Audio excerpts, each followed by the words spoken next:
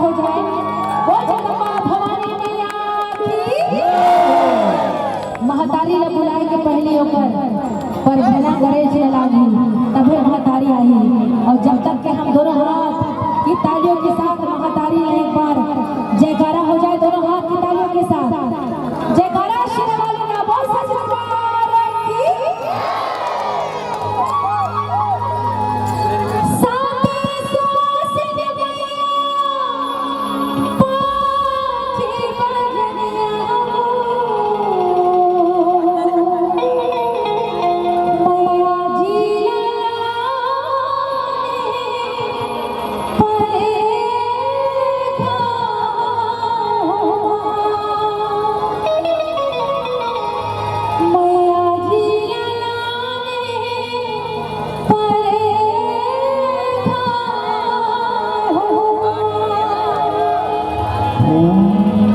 और जरा दोनों हाथ की मीठी मीठी तालियों के साथ मैया जी लाने ऊपर